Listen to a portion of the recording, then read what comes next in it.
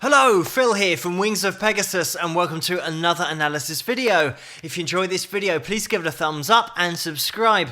On the agenda tonight, we're going back to 2004. We're going to be taking a look at Gary Moore and he's going to be playing his version of the Hendrix classic Red House. So let's get Gary up on screen and see how he gets on. Okay, we're going to do a tribute to a great Fender player. This is for Jimmy. It's called Red House.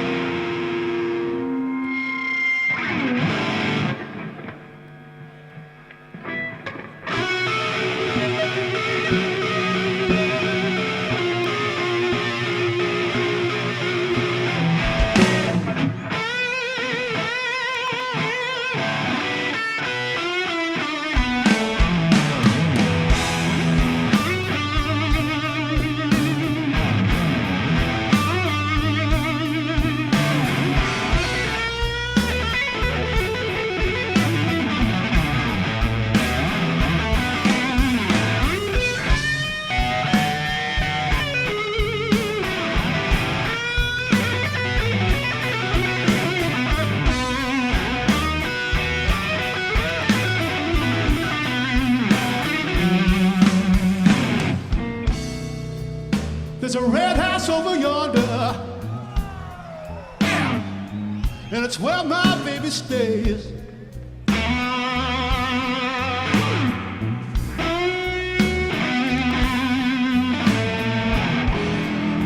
There's a red house over yonder,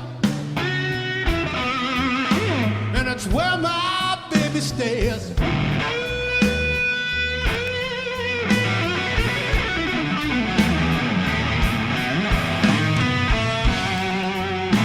See my baby,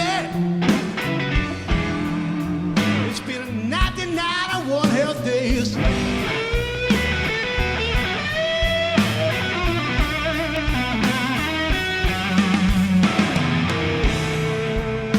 Wait a minute, something's wrong. This key won't unlock this door.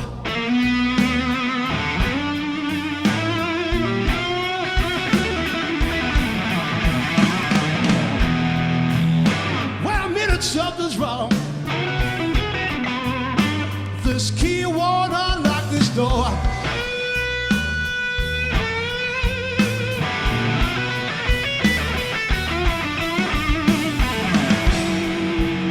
I got a bad feeling. My baby don't love you no more. Yeah, no more.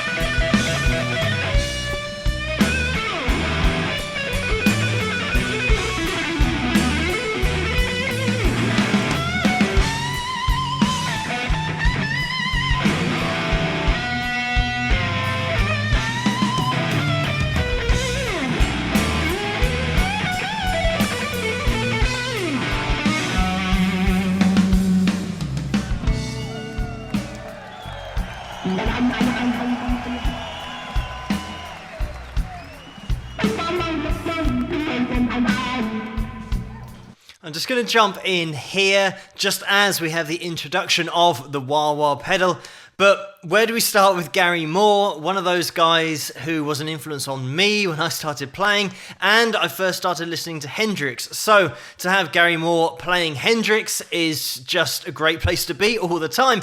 But in terms of the way that Gary plays, I do have other videos on Gary Moore. And the things that I always refer to is the feel, the expression, the control of vibrato, and the way that Gary used to play, just throwing caution to the wind. Even before we start this song, just the way that he strikes his strings, and he doesn't care about the noise that he's making. He's just checking the tone and finding exactly where that overdrive is sitting in terms of his distortion, his sustain. He also gets a tiny bit of feedback before he starts playing and before they start the song. These are all tiny little details that Gary is getting down his sound. He knows exactly where the sound is and how to get what he wants. And throughout this whole performance, you probably won't notice it because it's so subtle, but Gary is constantly just cupping his right hand, the little finger of his right hand, around that volume knob in order to turn it up, to turn it down, to take a little bit of overdrive off the sound, to then totally open the taps. Something that you'll notice at 5 minutes and 21. We haven't got there yet in the video, but the control that Gary has with that right hand, constantly making tiny adjustments, and you'll see him just fan his hand over the pickup selector just to make sure that he is on that neck pickup, because he wants to make sure that his next piece of lead, as he wants it to sound, is on that neck pickup. So he just double checks that before he gets to it, but he is, as we can see, already on that neck pickup. Whenever I watch a video of Gary playing live, or even listening to recordings of Gary playing,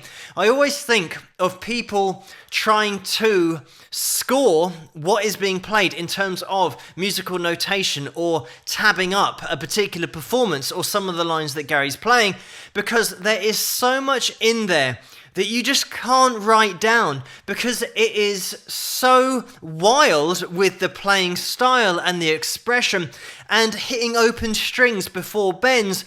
So many things that you could not replicate this perfectly a second time unless you were Gary Moore. But even still, Gary would still then change certain lines with certain performances. So you always got a one-off with Gary Moore with any performance. This is a great example of that, because it would be so easy for Gary to take that original recording of Red House from the Are You Experienced album and try and replicate it note for note, play all the lines as close as he can get them, but we get a Gary Moore performance here, his own interpretation of the song, and playing a Fender, by the way, his 61 Fender. This was at the 50th anniversary, the Fender celebration concert that was in 2004 at Wembley Arena. And even though he's playing a Fender, this is something that I do mention in a lot of other videos, that the top players just have their own sound. It doesn't matter which guitar they're playing, which amp they're going through. You just get the feel of the player and the personality of the player through the playing. And that is certainly what we get here. Just while I mention the red Strat, or the pink Strat as it was also known, we get a great shot of it here. And we can also see on the screen the fact that that pickup selector is in the neck pickup position. The neck pickup was rewound by Seymour Duncan in 1998. So that is where Gary goes for his aggressive sound. More often than not, you'll see players going to the bridge in order to pick up all of that top end in their lead sections to get a more aggressive sound, but you can see the way that Gary is playing with a really aggressive sound and heavy tone in that neck pickup position. It's amazing to think that when Gary recorded his Still Got the Blues album in 1990, that was a bit of a side project. It was just something to be a little bit different and just to scratch, I guess, an artistic itch that he had. but it went down so well because of the way that Gary plays. I probably first heard Gary Moore on the Run for Cover album when I was into hard rock and really getting into players like Van Halen and also blues players like Stevie Ray Vaughan and Steve Vai, Joe Satriani, the more technically minded guys.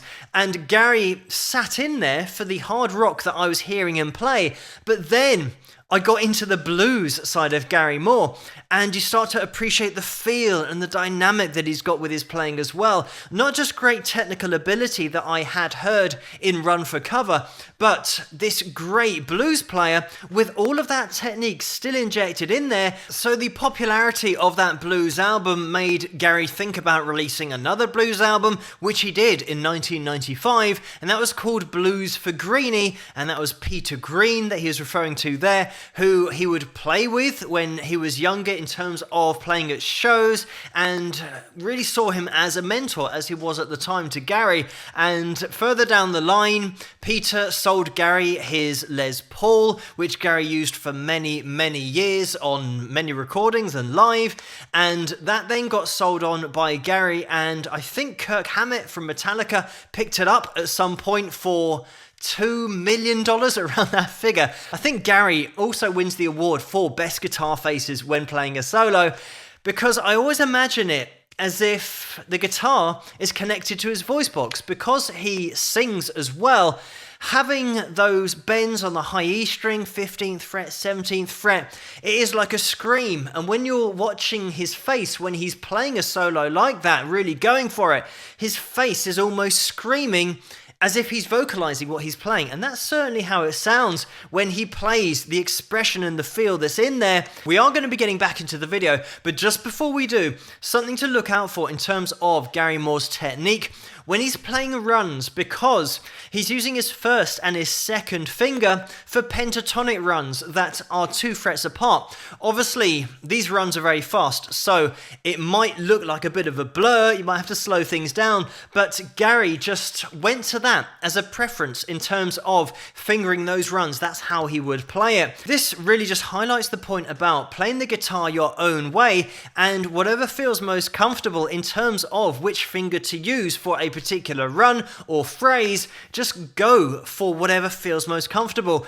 That's exactly what Gary's doing here, and there will be other parts at which Gary does use his third finger and his little finger, but he throws it together in sequences that are just comfortable for himself. He's not trying to copy anybody else when he's playing with his left hand in terms of these fretting positions.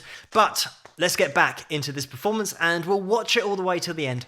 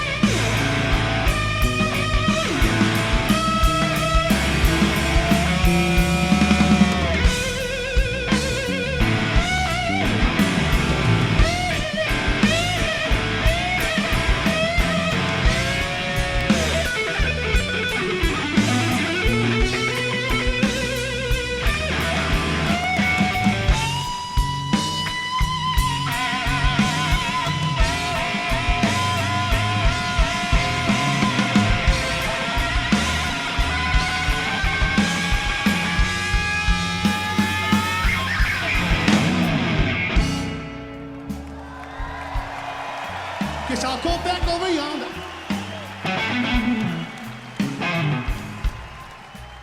Way back over yonder. Cross that hill. Guess I'll go back over yonder. Way back yonder, cross that hill. Yeah.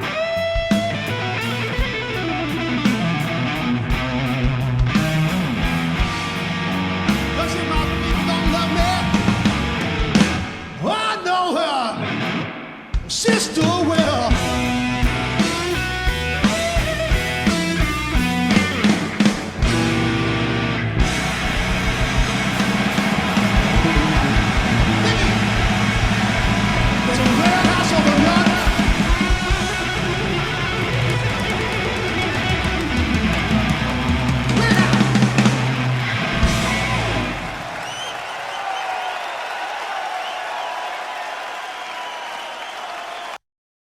And there we have it, a standing ovation, of course, because that was such a great performance, but keeping everyone's attention for 9 minutes, when you consider that this is just a 3-piece setup, and when Gary's playing lead, there's no rhythm. He's just playing over a drummer and a bassist, who, by the way, is so solid throughout the whole performance, but all of the attention is kept purely by Gary's appreciation of melody with his guitar playing, his technique, but also his appreciation of dynamics. And that is something that is so important to keep everyone's attention, not only just in a standard song that lasts for 3 or 4 minutes, but to do it for 9 minutes is so impressive. The way that Gary has control over his tone 100% of the time, and then he gets into that wah-wah section as well, adding something a little bit more interesting into the mix in terms of having that tonal variation on the guitar, introducing the wah-wah, but then coming back straight into the vocal and rolling off all of that distortion on his guitar back into the vocal, those call and response lines as well. There is so much in here. Obviously, we can look at different techniques. I have mentioned Gary's vibrato in the other videos that I've done, his control of that technique, being able to speed it up or slow it down at will, depending on the expression that he wants to get with a particular phrase that he might be playing. Also, at about 6 minutes in this performance, we get that bend with the B string and just bending up and up and up, and it's a really long bend. He then catches the G underneath that, hitting both of those strings at the same time to get that classic, more aggressive sound from the clean bend. Then introducing that G underneath it as well just gives it a sound that will take it to a different place musically and add a bit of aggression to it.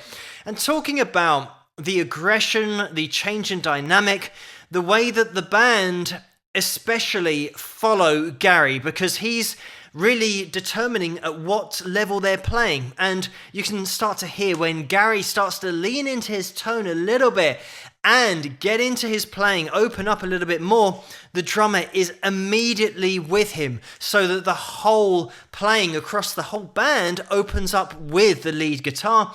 It's something that when you're watching top players play, they'll just literally bounce off each other in terms of dynamically, wherever one person takes it, and Gary will be the focus here, wherever he takes it, the rest of the band are going to follow the guy at the front of the stage. So when he brings it all down to a clean tone, that's where the drummer will start to lighten up, and even just hitting a rim shot on that snare, just bring all of that dynamic down, and then wait for the guy at the front of the stage to start opening up with his tone again, and then we can start leaning into the drums and bass and be more aggressive on the bass as well. It all works so well here because Gary is so switched on to that overall dynamic of when to bring it down and when to really open the taps and go for it, and ending on a crescendo, which is exactly what we get here, so that everybody stands up, everybody's into it, because you've reached the peak of that mountain